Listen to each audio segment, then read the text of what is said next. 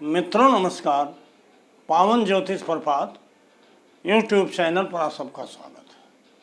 आज के वीडियो का शीर्षक बड़ा ही महत्वपूर्ण है और आपको अचंभा में भी डाल देगा। जी हाँ मित्रों, वीडियो का शीर्षक है कुंडली में राजयोग की जगह कंगाल योग तो नहीं। इज देयर कंगाल योग इन स्टीड राजयोग इन होरोस्कोप। जी हाँ, मैंने थंबनेल में भी दिखाया है कि वृषभ और मीन लग्न के जातक सावधान। जी हाँ मित्रों, आप सभी को पता है, आप सब प्रायः मेरे अलावा सैकड़ों वीडियो देखते हो, सैकड़ों विद्वानों के वीडियो को देखते हो। प्रायः आप यही देखते हो कि राजयोगों की चर्चा है और कोई ग्रह अपने उच्च में बैठा है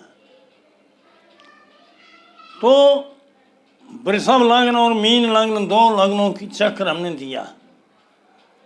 ये वृषभ लग्न है, ये मीन लग्न। वृषभ लग्न में कन्या राशि बुध की उच्च राशि होती है। वृषभ के लिए बुध भी अच्छा ग्रह है, द्वितीय और पंचम का मालिक है। और मीन लग्न के लिए बृहस्पति तो दशम और लग्न का स्वयं मालिक है। उसकी उच्च राशि कर्क जो है पंचम स्थान, अर्थात पंचम स्थान दोनों में त्रिकोण स्थान है। तो इन लग्नों में अगर बुध वृषभ लग्न में कन्या में बैठा है और मीन लग्न का बृहस्पति कर्क में बैठा है तो ऑटोमेटिक आपके अंदर ये भाव आएगा, क्योंकि आपने सैकड़ों वीडियो देखा है। ऐसा विद्वान यही बताते हैं प्रचलित परंपरा के, क्योंकि उनको ज़्यादा बताने की ज़रूरत नहीं है। मैं नहीं कहता कि उनको जानकारी नहीं है। वो आपको केवल चकाचौंध में या झूठी चीज़ें परोस करके अपना व्यूअर और सब्सक्राइबर बढ़ाते हैं। मैं बार बार कहता हूँ कि राशि में तो ठीक है, राशि से ग्रह किस तत्व की राशि में बैठा है, पृथ्वी वायु जल और हवा में, तो लेकिन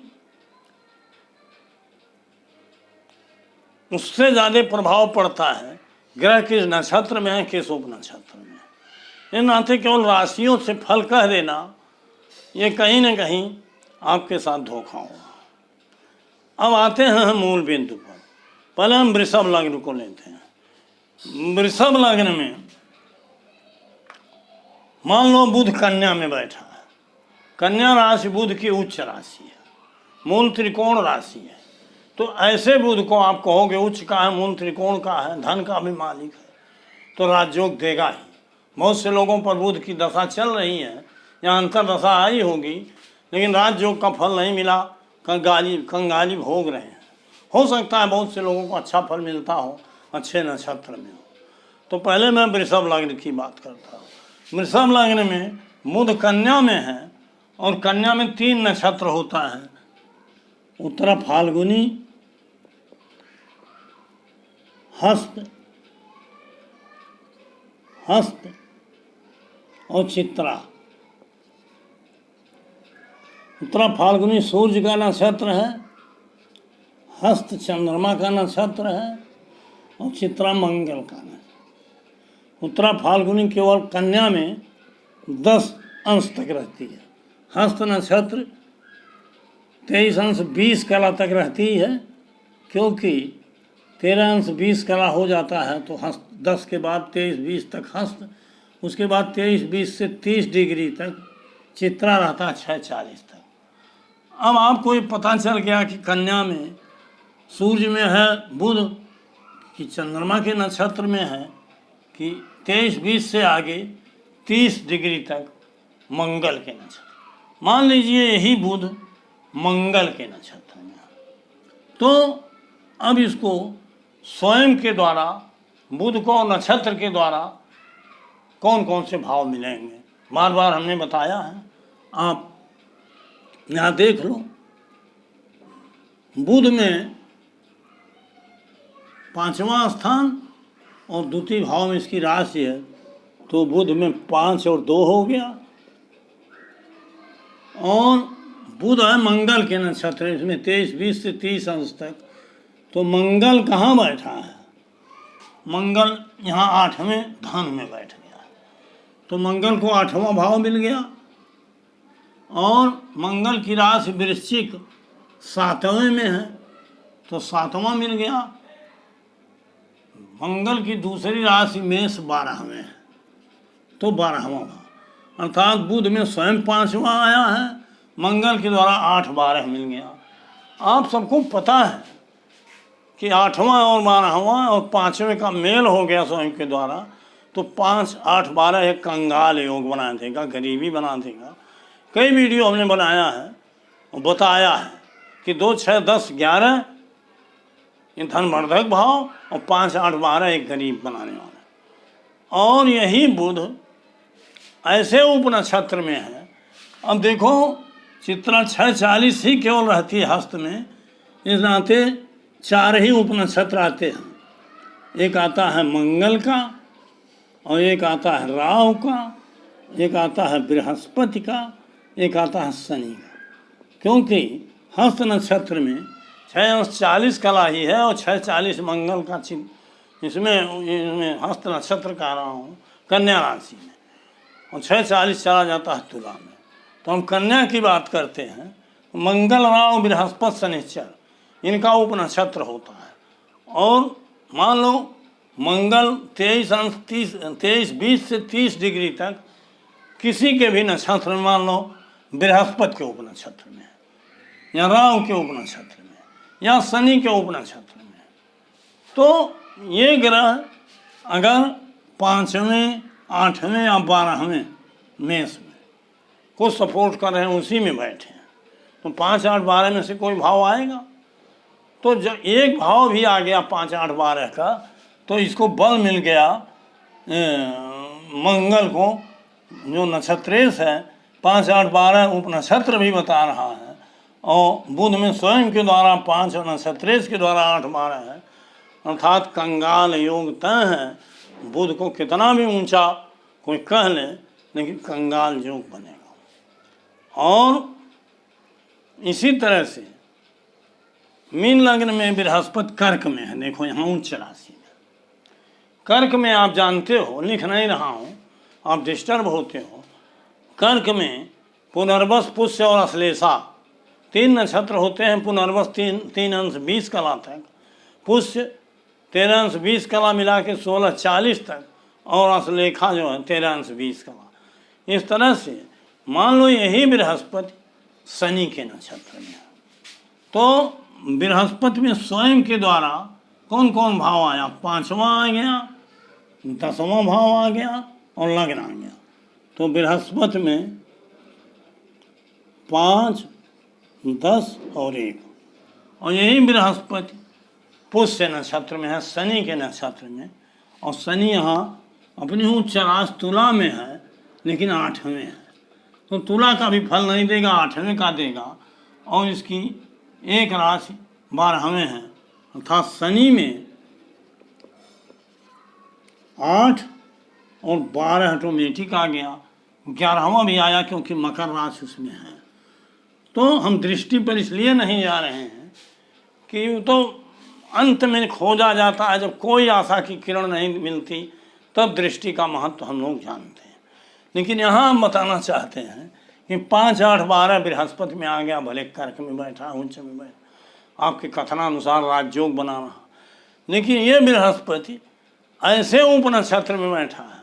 अब शनि के नक्षत्र में सारे उपनक्षत्र होते हैं, शनि से लेकर के बृहस्पति तक 9 उपनक्षत्र होंगे, क्योंकि 13 अंश 20 कला पुष्य नक्षत्र ऐसे उपनक्षत्र में बैठा है, जिसमें बुध की तरह इसमें भी 5, 8, 12 बता दिया, 8, 12 बता दिया, 5वां 8वां या केवल 12वां बता दिया।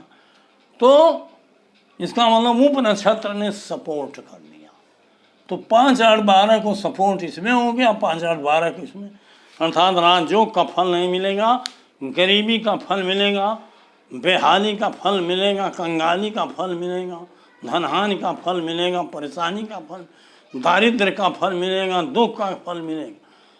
तो मित्रों, सतर्क रहने की ज़रूरत है, सावधान रहने की ज़रूरत है, बहुत खुशफहमी पालने की ज़रूरत नहीं है। आगे आपसे मैं बताना भूल गया कि अगर मेरे चैनल को अब तक सब्सक्राइब नहीं किए हैं, नीचे का सब्सक्राइब बटन पुश करिए, आल के बटन पर बेल आइकन पे को पुश करके आल के बटन पर क्लिक कर दीजिए। वीडियो पसंद आवे तो लाइक करिए और मित्रों को शेयर करिए। एक प्यारा सा कमेंट भेजिए ताकि मैं उसका जवाब ज़रूर देता हूँ। वीडियो को स्किप करके मत भगाइए, एक बार नहीं 2-2 बार देखिए पूरा वीडियो, बड़ा ही महत्वपूर्ण वीडियो है, आपको उसका लाभ मिलेगा। तो मित्रों, आज मेरे कहने का मतलब यह है कि कहीं आपकी कुंडली में राजयोग की जगह कंगाल योग तो नहीं है। और ये वीडियो आपको ऐसा साबित होगी अगर आप ध्यान देंगे। सतसैया के दोहरे जो नावक के तीर, देखन में छोटे लगे घाव करें गंभीर। दूसरा विषय, मैं भी एक रचनाकार हूँ। पावन नाम मेरा रचना से ही जुड़ा हुआ है। पावन ज्योतिष प्रपात कृपा शंकर राय पावन, एक रचना मैंने बहुत पहले किया था। अहो झूठ का कितना ऊंचा राजमहल है, वहीं सत्य की कुटिया देखो, छप्पर की मोहताज विकल है। जो पीड़ित भूख गरीबी से यदि जाता कहीं फिसल है, तो कारागृह की सजा उसे अपराधी वही असल है। मतलब भूख गरीबी से पीड़ित कोई व्यक्ति फिसल गया अपनी भूखमरी में, तो उसको जल्दी जेल हो जाएगी और बहुत बहुत लूटने वाले लोग बच जाते हैं। तो ये लाइन, एक लाइन उसमें है, समझ रहे थे सुधा जिसे, शायद वही गरल है। गरल माने विष, जिसको आप सुधा माने अमृत समझ रहे थे वही विष है। जिसको आप राजयोग समझ रहे हो वही आपके लिए कंगाल योग है। और अहो झूठ का कितना ऊंचा राजमहल है, तो यह राजयोग जो है वही राजमहल है जो झूठ पर आधारित मिलता है। लेकिन जब नक्षत्र उपनक्षत्र सभी सपोर्ट करते हैं, यही मेन है। और किसी राशि विशेष में बैठ जाने से मेरे अनुभव में कोई राजयोग नहीं बनता। तो मित्रों, इसी नाते कृष्णमूर्ति जी ने 4 स्टेप थ्योरी बनाया, नक्षत्रों के महत्व को समझा, उसको उपनक्षत्र तक विभाजित किया है। अगर इस तरीके से आप ज्योतिष का अध्ययन करोगे तो निश्चित रूप से अपने लिए, अपने मित्रगण के लिए और आने वाली पीढ़ी के लिए एक साइंटिफिक स्वरूप ज्योतिष का प्रस्तुत कर सकोगे। नहीं तो इसी चकाचौंध में अगर आप भूल गए तो धोखा खा रहे हो। तो मित्रों, वीडियो लंबा न हो, नाते आज का टॉपिक है बंद करता हूँ। पुनः एक नए टॉपिक के साथ कि मिलूँगा 2-1 दिन में, और उसको बनाऊँगा कि जिसे आप कंगाल योग समझ रहे हो, कहीं वह राजयोग तो नहीं। मैं किसी का विरोधी नहीं हूँ, बल्कि आपके सही तथ्यों से, सही नियमों से आपको अवगत करना। बहुत बहुत धन्यवाद, हार्दिक शुभकामनाएं।